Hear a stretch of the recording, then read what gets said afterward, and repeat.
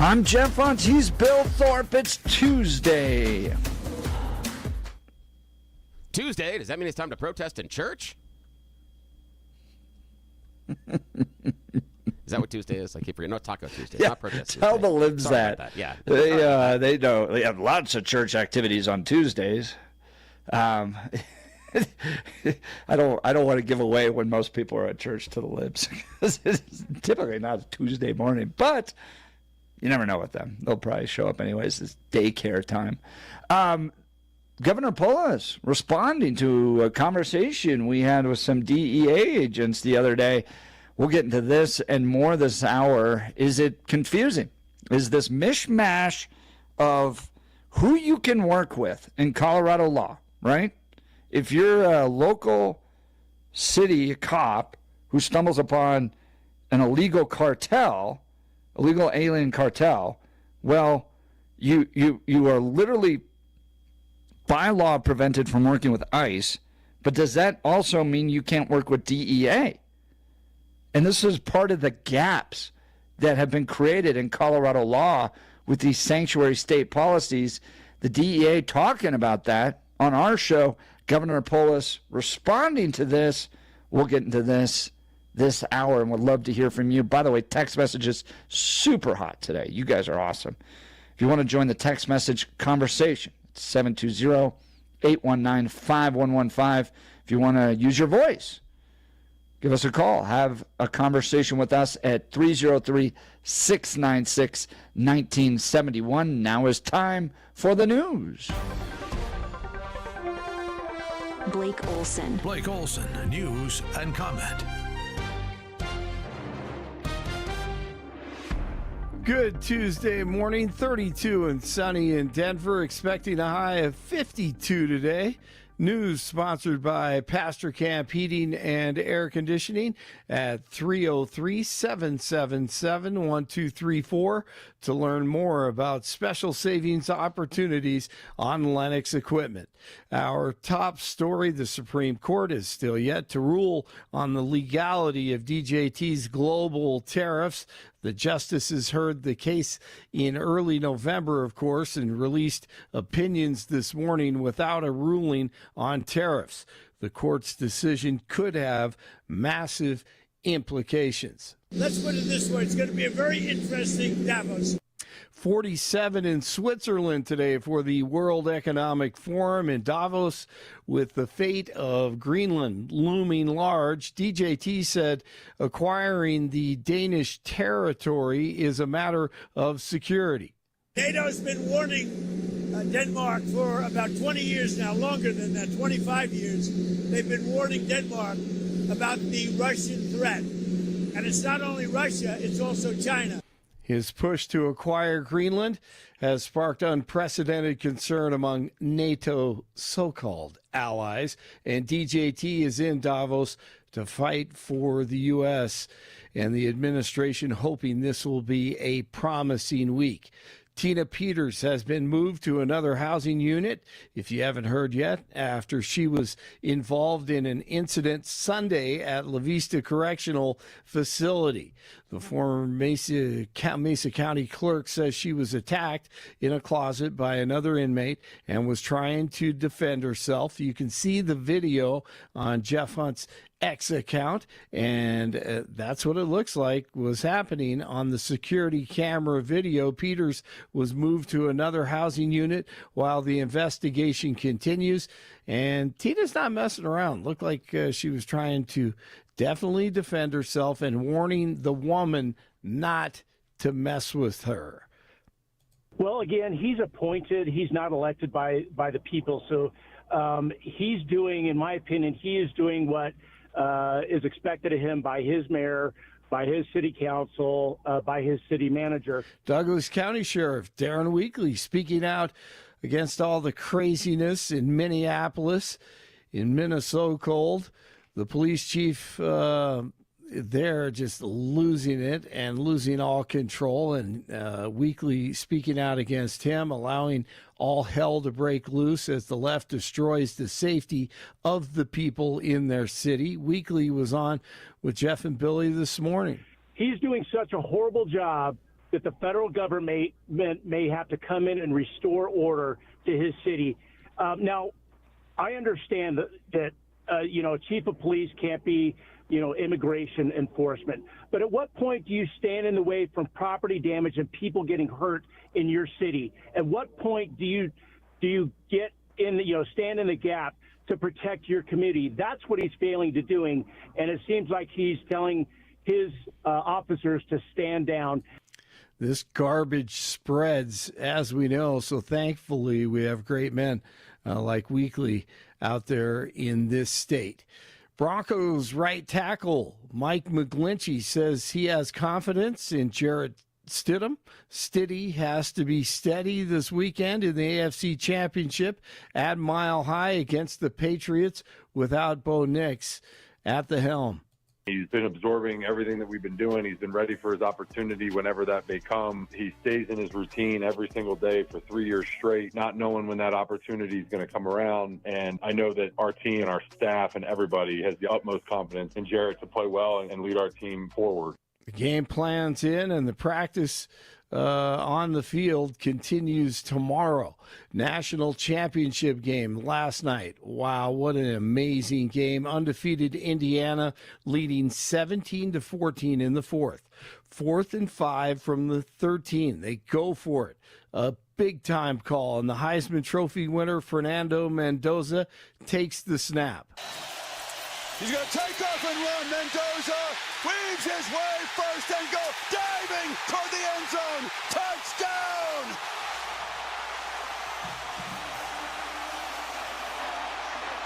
That's why he won the Heisman Trophy. Yes. Not only Blake, did he make a great move, yes.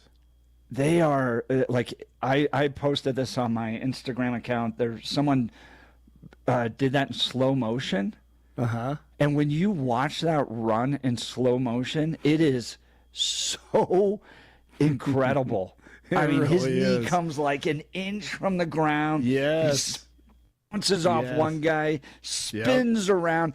It's like what every young boy playing football in the yard would imagine he would do in the national championship. Like bounces off one guy, spins, gets hit again, pushes through, extends, reaches, gets the first down, and they're going to the national champions. It's just like it just hits like right at that core of what it was like to be a young boy playing in the backyard. No doubt. That is such a great point. Then he the runs, he literally runs over a middle linebacker, which is incredible. And he kept his balance with his hand.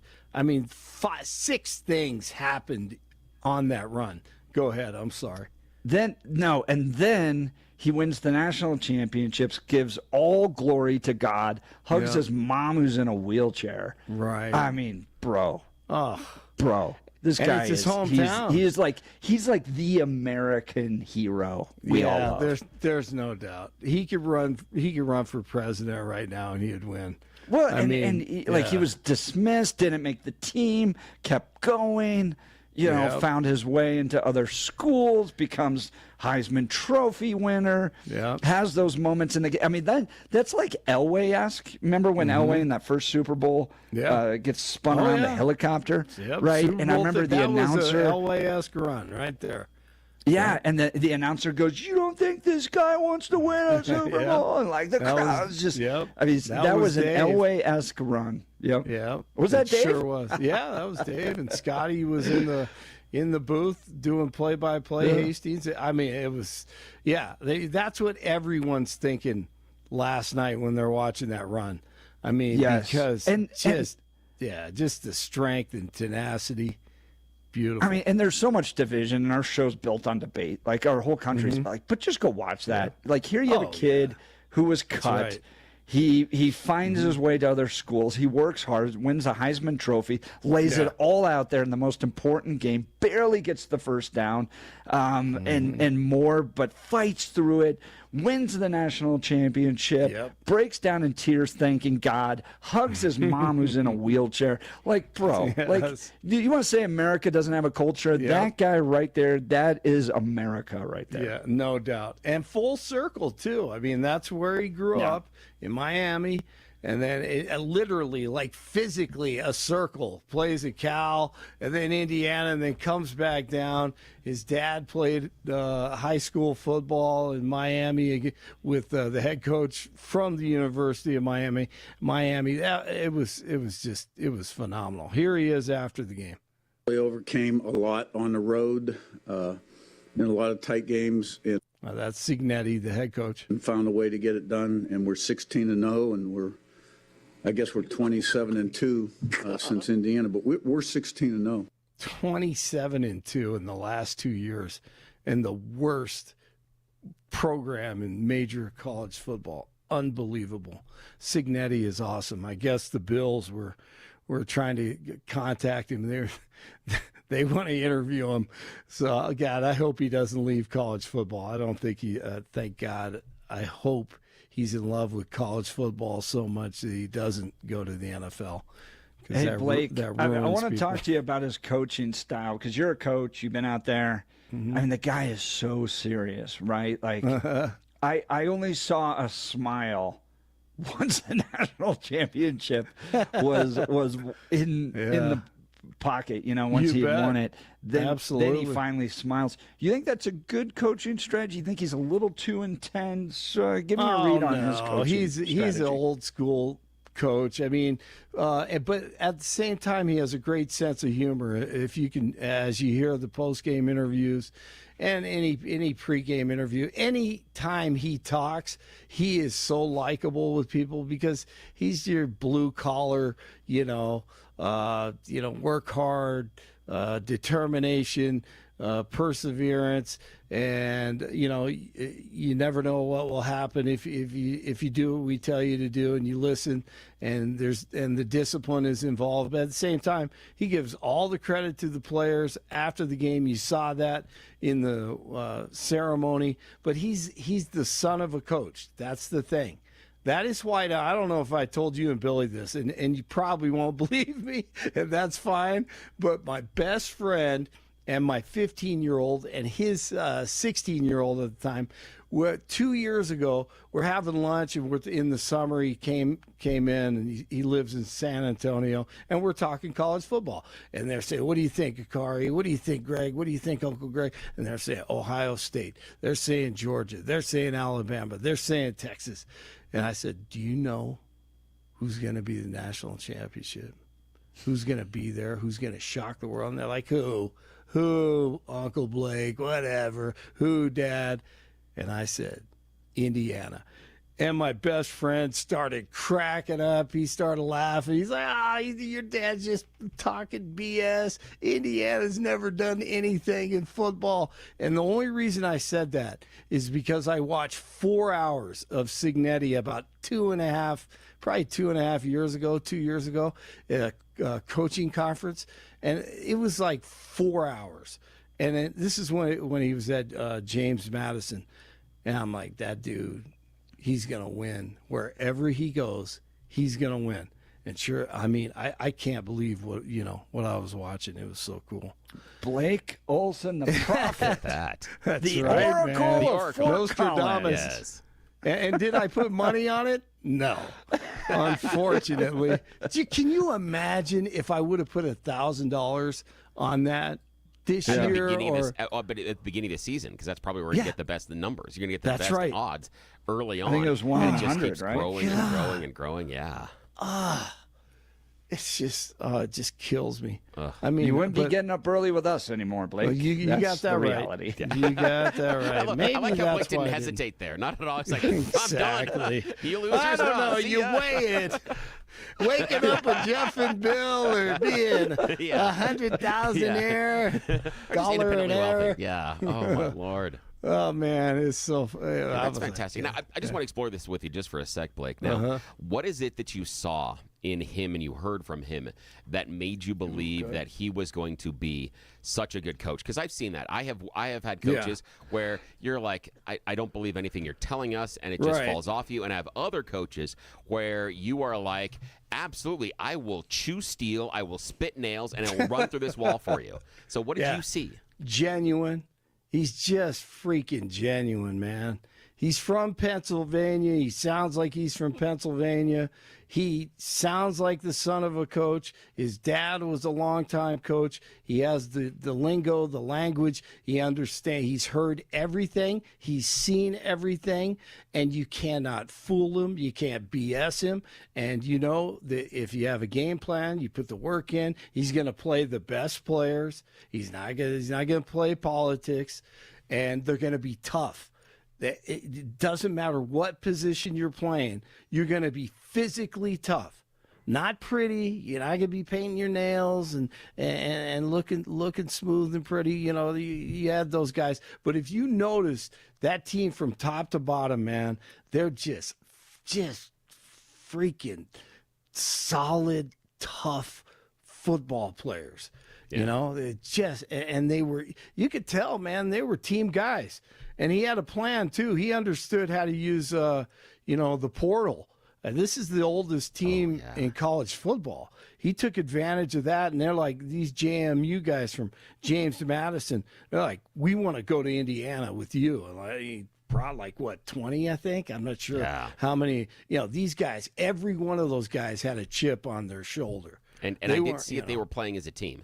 And we've talked about it before on the show with you. Yes. That there has to be in team sports where you have to play for your teammates. And if you don't understand what that is, it's a detriment to the team. And that means you have to be in the area you're expected to be and cover for the weaknesses and how the scheme is put together for the rest of the team. Because if you're running around and you want to take over X, Y, or Z, that means somebody else has to cover for the hole that you leave. So how do you work on that together?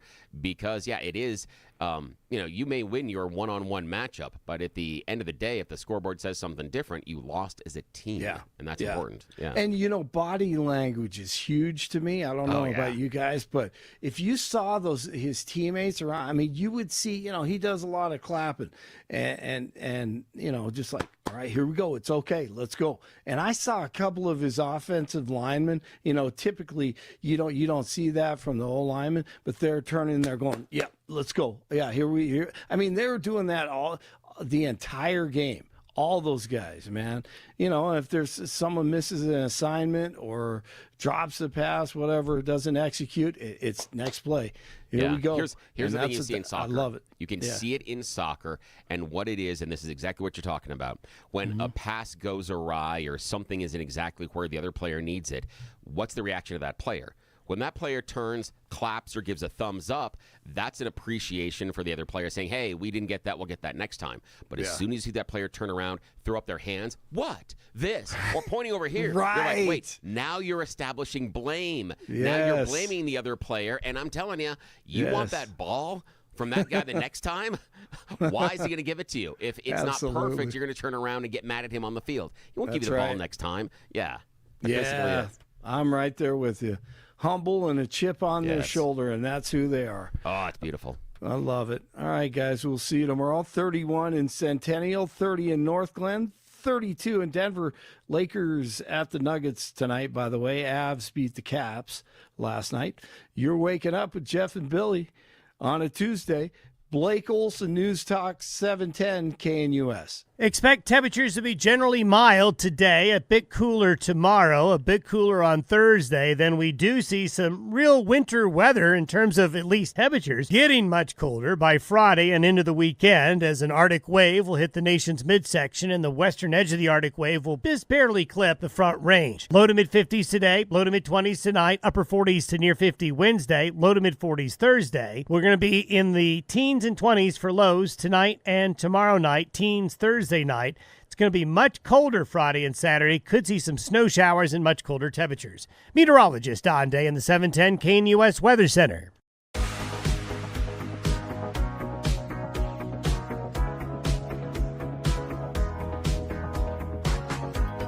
Headline coming from the Denver Gazette. Colorado governor insists local officers can work with DEA agents amid non-cooperation law.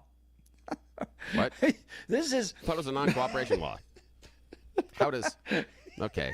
I'm going back and forth with some of the texters about some of the language that I'm using is incorrect, and it's funny the way that they're teasing me about it, and they are 100% correct on it, and it's funny. And now I'm like, hey, Hold on here. Yeah, well, I mean, that's essentially what it is. Because you remember this Mesa County sheriff's deputy that texted ICE, and then like Phil Weiser swooped in and was like, not in our state. So so this is where it gets complicated. And this happened last week, and Bill, you might have been out that day. So we had David Oleski, Rocky Mountain Region, DEA, like special agent in charge, like the guy who oversees the DEA for the entire region, the Western region. And he was mentioning about how he had made a comment in an interview that was generating all this news, essentially about Colorado's sanctuary laws. And he wasn't opining on the sanctuary laws. He was remarking that the cartels, like when asked why so much drug activity is happening, he goes, the cartels are responding to the fact that they believe this is a sanctuary state. So he's just referring back to the people he's arresting. And he's going, why are you guys coming to Colorado? He's going, well, it's a sanctuary state. It's like when we went down to the apartment complexes, and I asked people who had come here, like, why did they suffer so much coming up here? And they're like, because we believe that the country's open. And we sit here in our, computers and in our offices and think we understand what other people are hearing about America, but sometimes we get it totally wrong. And so Colorado right now, out of all the pills, all the fentanyl pills seized in America, 14% are coming from Colorado. That's more than 1 in 10. More than 10% of all the fentanyl pills in America seized are coming to Colorado. And even I asked, and David Oleski's going, well, it has a lot to do with I-25 and I-70 and stuff. But he's like, when you talk to cartel members, the people running all this, they're going, well, we believe it's a sanctuary state. So you have that aspect, right, of the cartels going, well, Jared Polis may not want to claim it's a sanctuary state, but we think it is. That's why we're sending all of our drugs there. So you have that aspect. But then you also have these non-coordination laws, these non-cooperation laws that are taking place. So imagine you're a law enforcement officer in Colorado right now, right? And you're just out on your beat. I'm walking around. Oh, I see somebody dealing drugs, so I arrest him. Okay. Now, can you notify DEA? Well, yes, you can. But if the person's an illegal immigrant working for a cartel, if you notify ICE, you're going to get investigated by Phil Weiser. You notify DEA, well, that's okay. But what happens if DEA then notifies ICE? But do you see how they've created this web where if you're law enforcement, you're like, I don't know who because if I start notifying people, is Phil Weiser going to show up and sue me civilly? Sue me civilly. That's what happened to that one Mesa County deputy, just because he was on a text message thread with ICE and notified them that this person was an illegal immigrant. So, article out of the Denver Gazette, Governor Jared Polis on Friday insisting, no, local law enforcement officers in Colorado can and should work with federal drug enforcement authorities to go after criminal activity. An official of the DEA earlier said Colorado's sanctuary laws, notably its prohibition against cooperating with federal authorities on illegal immigration matters, have created a chilling effect on law enforcement's ability to pursue drug cartels operating in the state. There's always a matter of making sure local line officers are educated in our laws and that they know that they're able to work with our federal partners on criminal matters, Polis said. Oh, but just some. So it doesn't shock me that there are some line officers somewhere that didn't know they're able to work with law enforcement federally on criminal investigations. But generally, we hope our sheriffs and police chiefs are doing a good job making sure that we can work closely with our federal partners. I'm happy to talk to them. Well, I mean, this is just part of the confusion that exists when you embrace being a sanctuary city, a sanctuary state.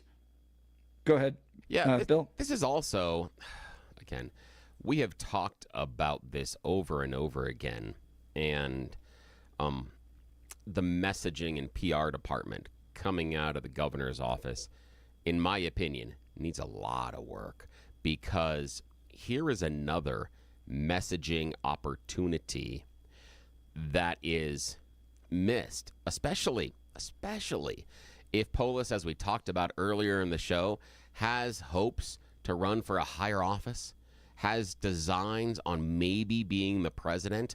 Because if I'm sitting in that messaging and PR room, this is an opportunity for Governor Polis and his office to appear presidential. And let me explain. What Polis's office could have done is come out and say, and again, I'm just doing this in the voice of Polis's office. I'm not going to do any Yoda jokes or things like that. So just letting you know that you're coming out and saying, contrary to current President Trump, we are going to take the appropriate immigration action to focus on the criminal behavior inside of our communities. Our law enforcement is absolutely empowered to connect with DEA and ICE anytime any immigrant with question is involved in criminal behavior like A, B, C, D. And then outline, this is how you use immigration enforcement to root out the criminal elements inside a community without terrorizing it and then say whatever bad things you want to about the Trump administration.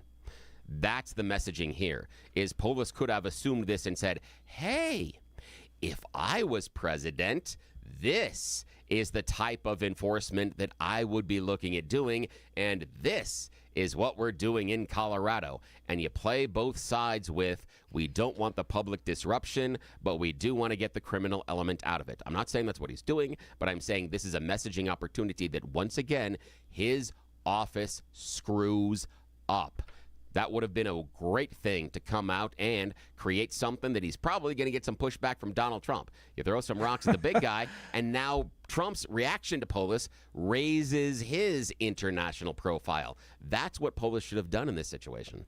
But, Bill, they don't want ICE or federal law enforcement working on these immigration issues. So here's part of the complication, right? Yeah, we saw it with Senate Bill 25276, which basically said if you local law enforcement work with ICE at all,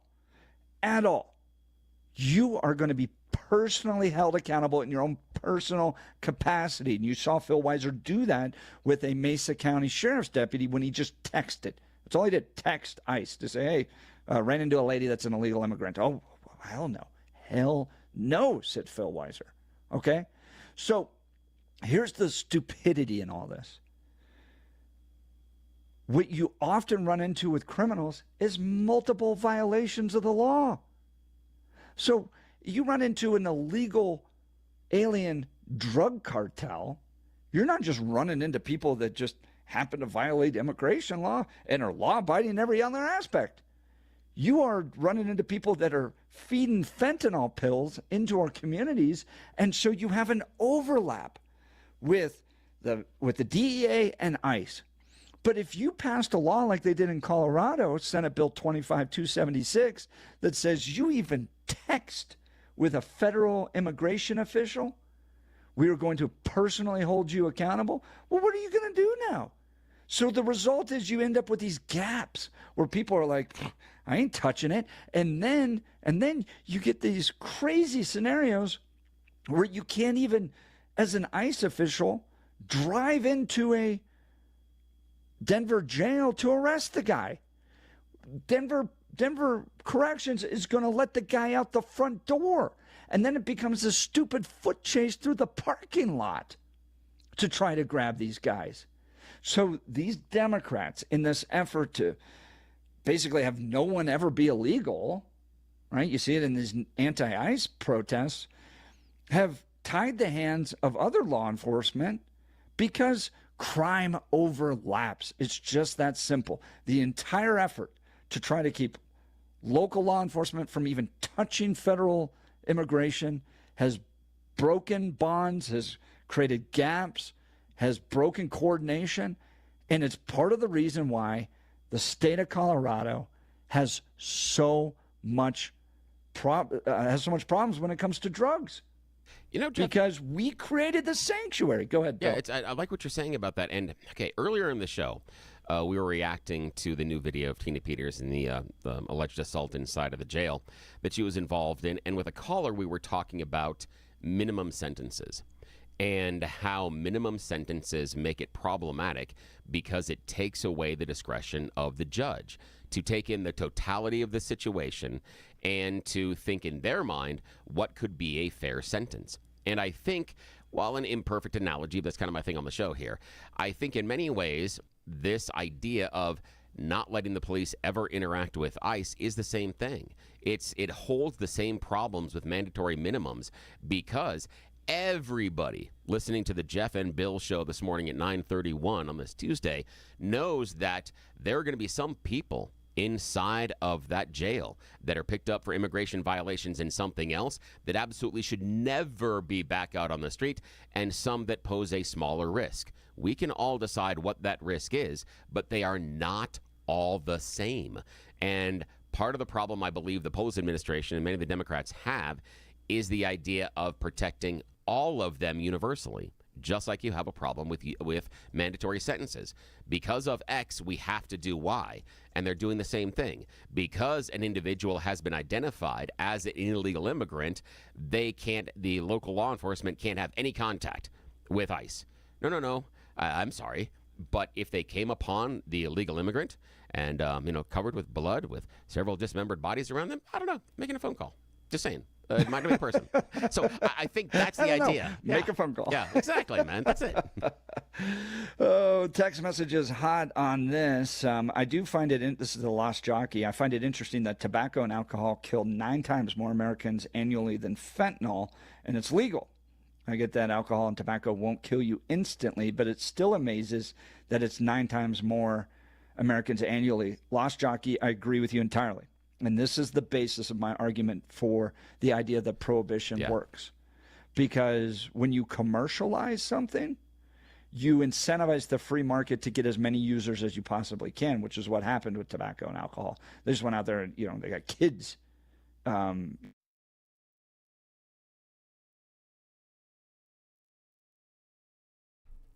I think we just lost Jeff there. I might have to reconnect with him here in a second, so I think he just got cut off. We will check back with him here in a second and think about, Polis, the reaction to DEA. Do you think that local law enforcement should be able to get in touch with ICE? Give us a call, 303-696-1971, 303-696-1971. This is the Jeff and Bill Show. We'll be back right after this on 710 KNUS.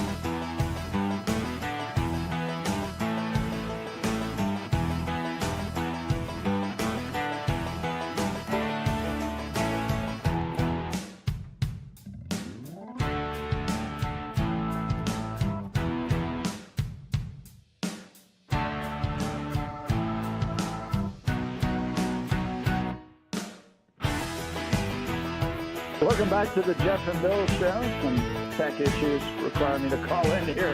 We'll get it reconnected here. But, Bill, I want to throw a question to you. Yeah. Law enforcement's raising these issues. They're saying, hey, you've created a web that's difficult for us to analyze here. Can I work with this agency? Can I work with that agency? I don't know. And then they can be held personally liable by the AG and sued in their own personal capacity if they make the wrong text or somebody's on the wrong thread. But in the meantime, Democrats are creating such a situation in Minnesota that I think Democrats nationally are pushing back against ICE so hard.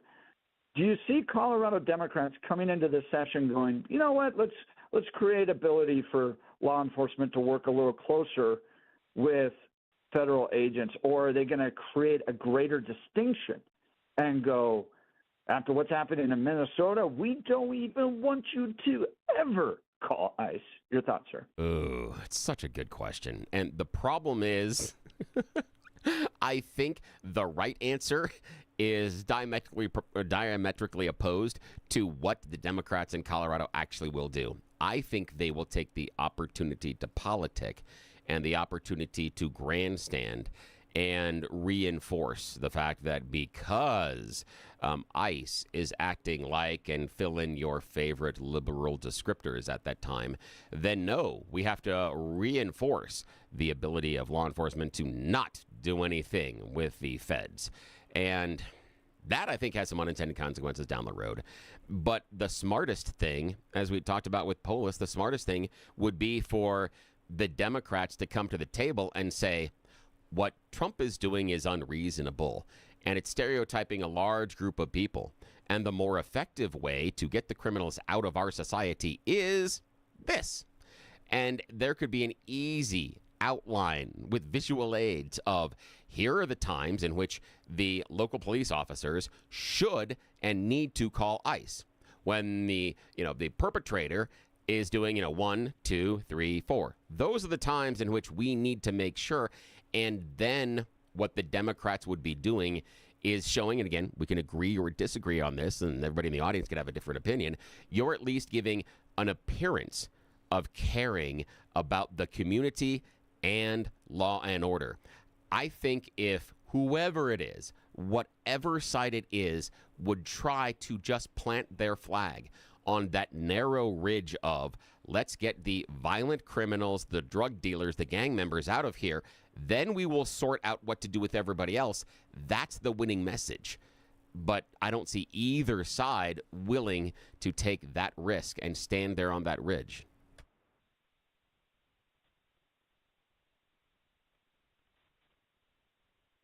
Now I may have lost Jeff again. Hey, there you are. Are you on the? Hey, you're on the Comrex. Look at that. Am I on? Yes, all right, you are. We're good. Because I lost you. Yeah, okay. I was just talking to myself, and I'm sitting there going, "This is what it feels like when I'm at home and all the kids are gone." And I'm just talking to myself. The dog's like, We're "You're back. weird." The technology. Yeah, works. that's fantastic. Well, a lot of the law enforcement folks that I'm hearing from aren't trying to take political sides. They're just trying to do their job, and they don't like the gaps. And by definition, criminals aren't going to abide by this particular lane or that particular lane. Yeah. They're going to break it. And so to create these gaps, which Democrats have in Colorado, with these laws that say you can work in this situation, you can't work in that situation, it's just too messy. We want our communities safe. We want to empower law enforcement to go create and keep our communities safe. I don't want Gestapos kicking in doors, but that's not what's happening. What Tim Walz is describing, where they're going to, hey, point out your brown neighbor, okay? That's such an exaggeration of what ICE is doing that it's not fair. And they're creating problems, which is allowing these cartels to get footholds in these communities, and it needs to be addressed. Well, we'll continue. We got one more break, and then we'll wrap up. You're listening to The Jeff and Bill Show. This is Denver's Talk Leader News Talk 710 KNUS.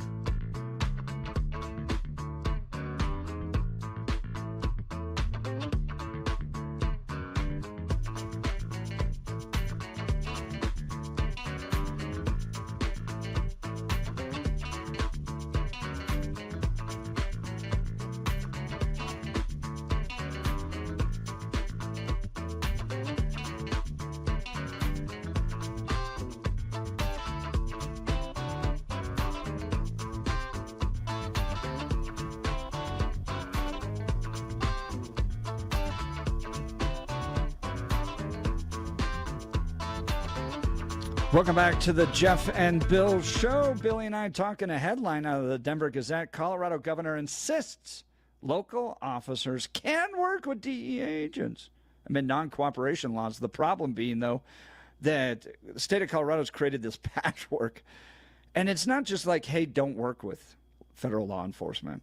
It's if you are even on a text thread with an ICE agent, Phil Weiser's going to swoop in and sue you into the ground in your own personal capacity. And the result is these federal law enforcement agents that are trying to address cartels, for instance, are going, well,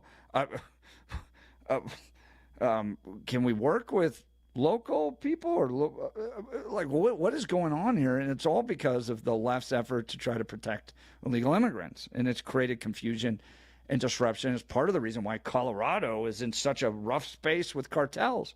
Right now, 10% of the entire country's fentanyl pills are being caught here in Colorado. And cartels are saying it's because it's a sanctuary state that they're doing operations here. Let's go to the phone lines. Dean in Denver. Good morning, Dean. You're on with Jeff and Bill. Morning. Well, I just wanted to make a comment to Bill. Yeah. And that is it's really excellent direction for a Democrat giving the Democrats. Thank you. But Dean, I'm not a Democrat. Never been a Democrat, my man. No, I think you are. No, you're ideological. I've never a Democrat. I've never been a Democrat. Never been a registered Democrat. I have been unaffiliated for over 20 years. The only political party, Dean. That's a Democrat Dean, because you don't have the guts to be a Republican. Oh, darn it! You went there and you stepped in it. That's difficult. I stepped in Dean, it. I hate it. Yeah, you did, Dean. Dean, I hate it. Are you a Lincoln Republican or this is the problem. Unaffiliated? That's an easy way out, Dean, Mr. Bill. This is the problem. You stepped on the rake, man. It hit you right in the face. I was a Republican. On my 18th birthday, I registered as a Republican. I left the party over 20 years ago. I'm not new to this. I was a Republican. So, Dean, when you said that I wasn't a Republican and everything, you were wrong. You were wrong when you called me a Democrat. You were wrong when you said that I don't have the guts to be a Republican. I was, and I had the guts to leave. I've been unaffiliated for more than 20 years. I hate both parties. I would burn them both to the ground. And I am appreciative every day that Jeff puts up with me being such a pain in his rear end. But thanks for the call, Dean. Bill, why don't you briefly just explain what it was about the Republican Party shift, because it wasn't Trump, right? You left 20 plus years ago. So was it Bush? Was it neo-conservatism? It was a little bit of the neoconservatism. It was, and there are a long list of things, but what I saw was, and you'll hear this theme when you listen to the Jeff and Bill Show over and over again. I saw the party that I grew up with, the party of Reagan, that talked about individual liberties and freedoms, decide that some people don't get those individual liberties and freedoms, that some people aren't worthy of them. And I looked at that idea of, wait a minute, we were told this was a big tent and there are going to be lots of different reasons that we disagree. But more than 20 years ago, I started to see a purity test. And I started to see the idea that if you weren't aligned with certain beliefs, you were no longer allowed to be either a conservative or a Republican. And that's something that I had seen the Democrats do for years. So I never considered registering as a Democrat. And then when it came through, some of the, and it was, it really is right around the Iraq War. I can't put my finger on if it was before or after, but it was in that point that I looked at it and said, this is not something that I can wear the jersey on anymore. Now I vote for both Republicans and Democrats. I vote many, many times. In fact, almost every single ballot I fill out, I vote for members of both parties because I'm kind of a pain in the ass that way. But that's the idea. That's really it. I saw the party leaving what I felt were some of the core principles that made me fall in love with the party in the first place. And I just couldn't do it anymore. That's why we're Denver's top talk radio show. We reflect lots of different positions, but you get to join us by calling in and debating. Well, if you missed any part of the show, go to 710knus.com to download the podcast. I'll be back in studio tomorrow, but I'm going to go hang out Southwest Republican Women's Club. have lunch there. It's Hey, gonna be a lot of fun. fantastic. All right. We'll continue tomorrow. You're listening to The Jeff and Bill Show. This is Denver's talk leader. We are KNUS.